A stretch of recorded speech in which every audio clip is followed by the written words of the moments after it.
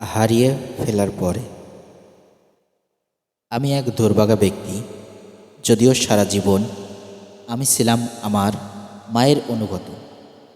মা যখন যা বলতেন করতাম, যা চাইতেন এনে দিতাম।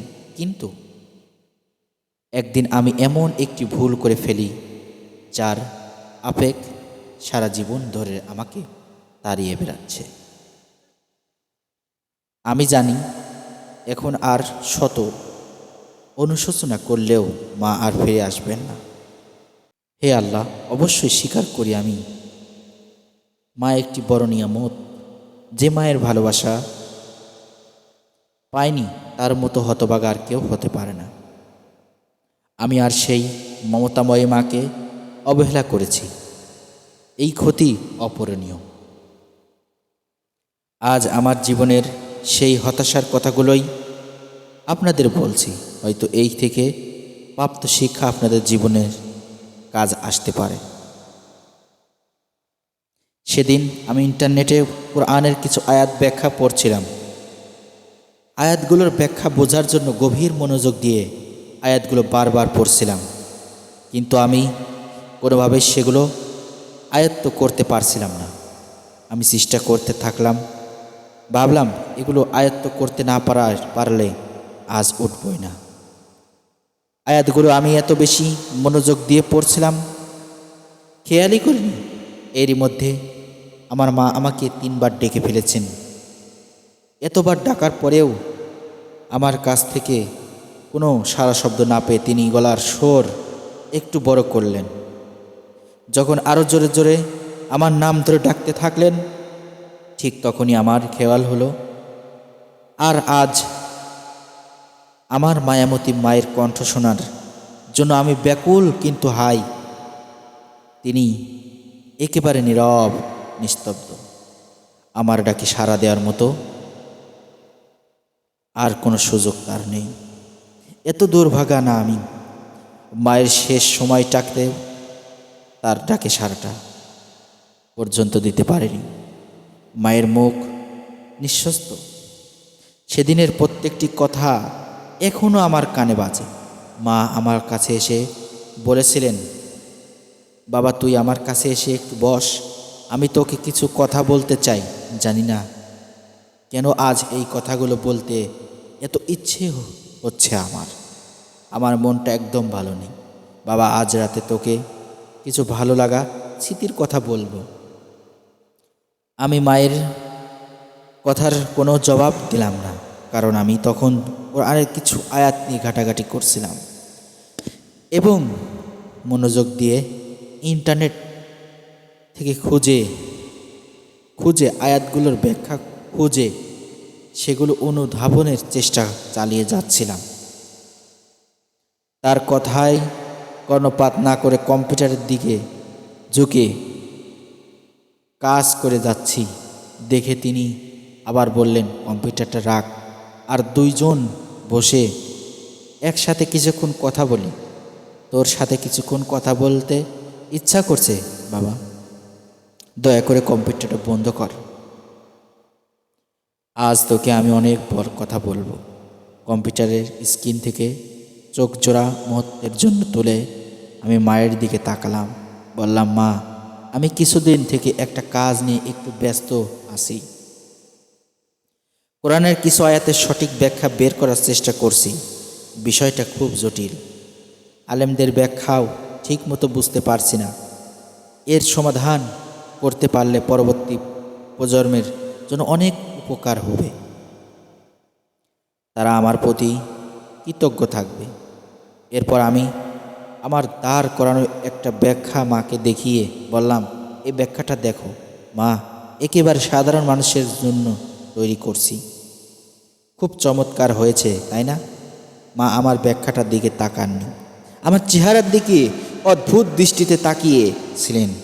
সেদিন আমি মায়ের এই অদ্ভুত চাহনির রহস্য ভেদ করার সময় পাইনি। আমার এখনও স্পষ্ট মনে আছে, মা বেশ কিছুক্ষণ আমার সামনে দাঁড়িয়ে রইলেন। তিনি চাচ্ছিলেন কাজ থামিয়ে আমি যেন তাকে একটু সময় দিই, কিন্তু আমি তা করিনি।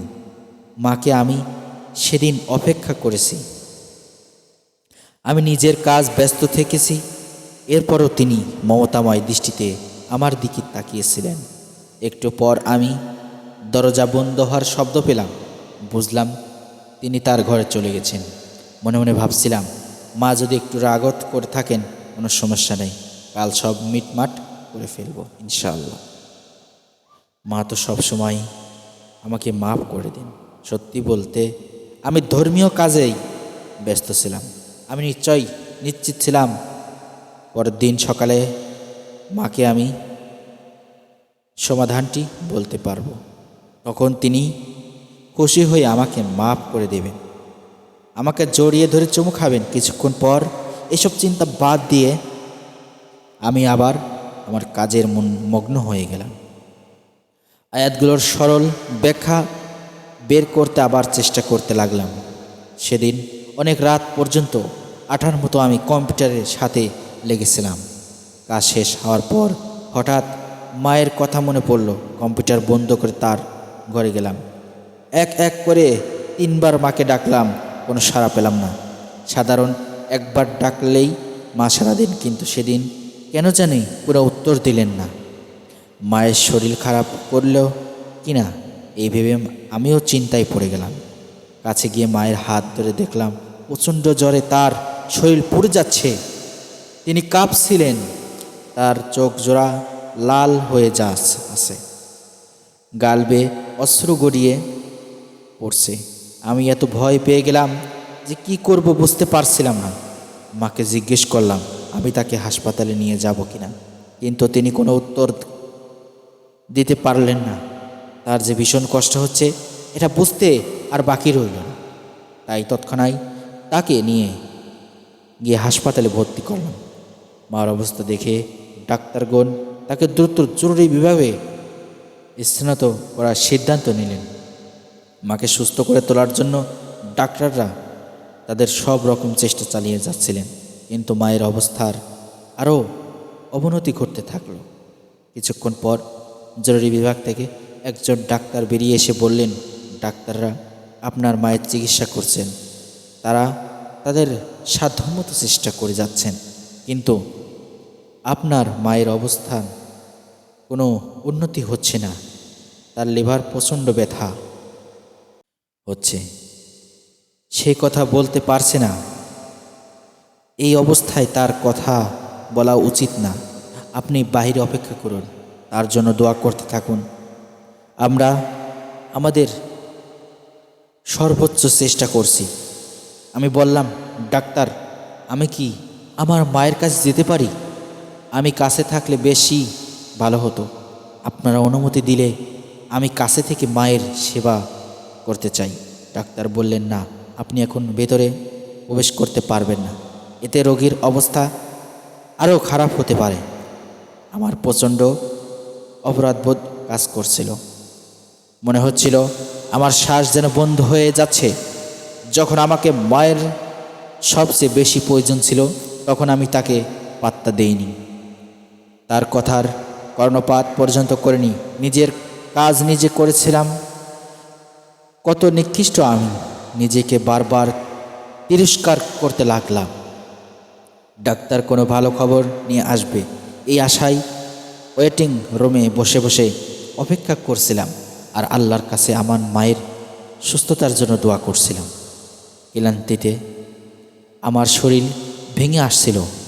কারো পায়ের শব্দ শুনলেই চমকে উঠে মাথা উঁচু করে দেখতাম যে মায়ের খবর নিয়ে কেউ আসছে কিনা। কিছুক্ষণ পর বেশ কয়েকজন ডাক্তার মায়ের ওয়ার্ডের দিকে ছুটে যাচ্ছেন দেখে আমি ভীষণ ভয় পেয়ে গেলাম। আমিও তাদের পিছু পিছু যেতে চাইলাম, কিন্তু তারা আমাকে ভেতরে ঢুকতে দিলেন না। ভেতরে কি হচ্ছে তা জানার জন্য আমি বাইরে থেকে ছটফট করছিলাম। একটু পরে দেখলাম ডাক্তাররা বের হয়ে আসতে শুরু করছেন। একজন নার্স আমার দিকে ছুটে এলেন এবং মুখটা গভীর করে বললেন, আল্লাহ আপনাকে ধৈর্য দিন দান করুন, আপনার মায়ের আত্মাকে মাগফিরাত দান করুন, ইন্না লিল্লাহি ওয়া ইন্না ইলাইহি রাজিউন। নার্সের মুখে আমার মায়ের মৃত্যুর সংবাদ শুনে কষ্টে আমার বুকটা ভারী হয়ে উঠল। আমি কিছুতেই বিশ্বাস করতে পারছিলাম না। মা আমার বেঁচে নেই। আমি ওয়ার্ডের ভেতরে ছুটে গেলাম, দেখলাম একটা বিছানায় আমার মাকে লম্বালম্বি করে শুইয়ে রাখা হয়েছে। মায়ের কপালে হাতে গায়ে চুমু দিতে দিতে কান্নাই ভেঙে পড়লাম। আমি বুঝতেও পারিনি এভাবে হঠাৎ করে তিনি আমাকে ছেড়ে চলে যাবেন। সেদিন মায়ের না বলা কথাগুলো আর শোনা হলো না আমার। কতই না অভাগা আমি। মায়ের শেষ সময়টাতেও তাকে একটু সঙ্গ দিতে পারলাম না।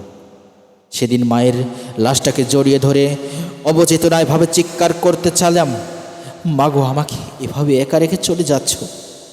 আমি ভুল করেছি মা, আমি ভুল করেছি। তুমি আমাকে তুমি আমাকে যেন কি শোনাতে চেয়েছিলে না? ও মা, আমি তো শুনতে চাই কথাগুলো। বলতে বলতে আমি কান্নায় ভেঙে পড়লাম। কিন্তু মা আমার ডাকে কোনো সাড়া দিলেন না। কিভাবে দিবেন? তিনি তো মহান রবের সাক্ষাতে চলে গেছেন ততক্ষণে। আর আমি তীব্র অপেক্ষায় নিচে পৃথিবীর বুকে বিচরণ করছি এখনো।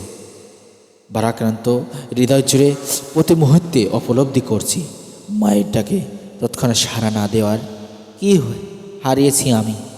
মা আজ অনেক দূরে, ভীষণ ভালোবাসি না মা তোমাকে। রব্বের হামহুমা কামা রব্বায়ানি সগীরা, রব্বের হামহুমা কামা রব্বায়ানি সগীরা।